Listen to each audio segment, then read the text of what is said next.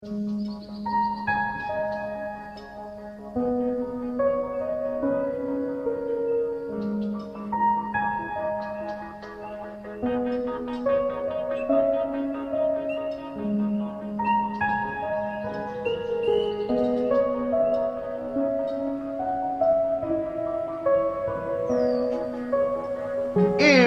you stay and you're sinned by yourself, you'll stay sinning and you'll never improve. But if you do not remember the sin, if you do not remember the mistake that was made as a nation, you will never do tshuva. You will never get out of your own way. You'll never rebuild the Beit HaMikdash. A nation that does not know its past certainly does not have a good future.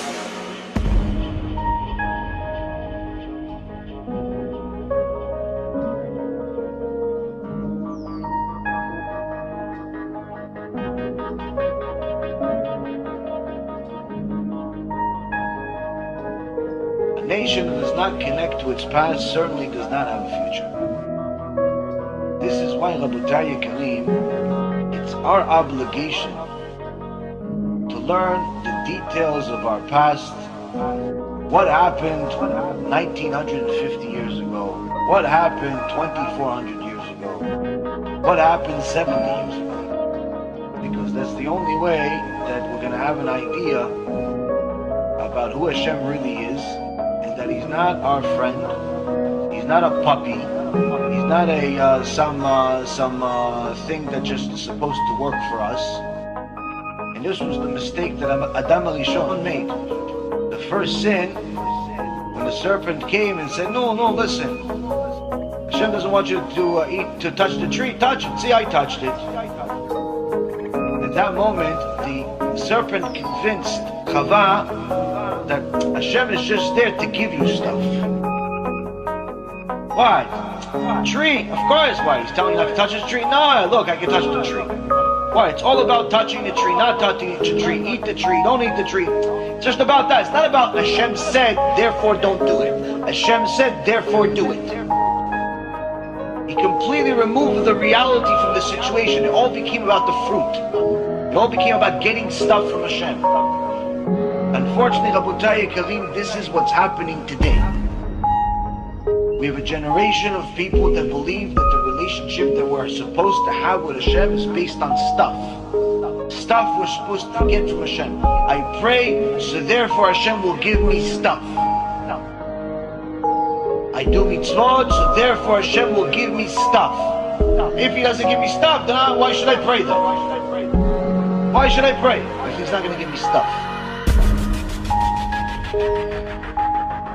Therefore, if your relationship with HaKadosh Baruch Hu is based on stuff, I do it, therefore He's going to give me stuff. And if He doesn't give me stuff, therefore I'm not really going to want to do it.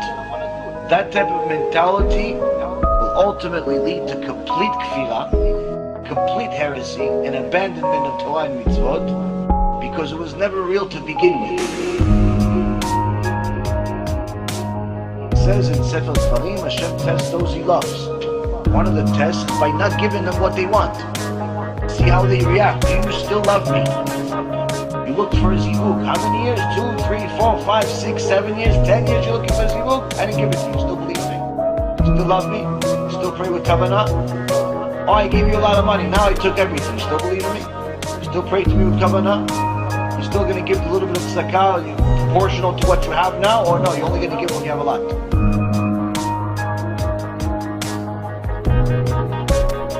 A nation that does not connect to its past certainly does not have a future.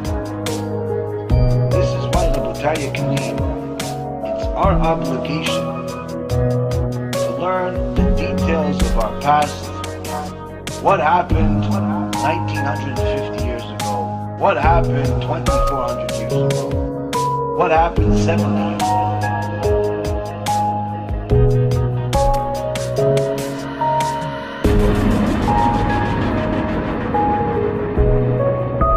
Kadosh Baruch Hu does not want to punish us. How could it be? People say, where was God during the Holocaust? What do you mean? He's the one that did it. So what do you mean? You just said God doesn't want to punish. He doesn't want to punish. So what happens? So how does this work? This is the verse that explains it. HaKadosh Baruch Hu does not want to punish us, but what happens is that he withdraws his hand that's blocking the enemy from eating us alive. When we distance ourselves from him. It's not that he punishes us, it's that he is protecting us. When we distance ourselves from him, he simply uncovers what's being covered right now. And that's what this verse says.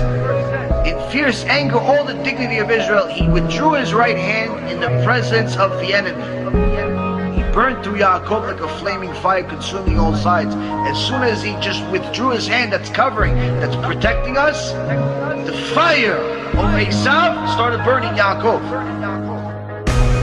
The minute that we forsake HaKadosh Baruch Hu, Hashem says, okay, so each time you do something, I'll uncover more, I'll uncover more, I'll uncover more. He doesn't do it all at once. He gives us warning signs, but if we don't get the warning signs, it gets worse.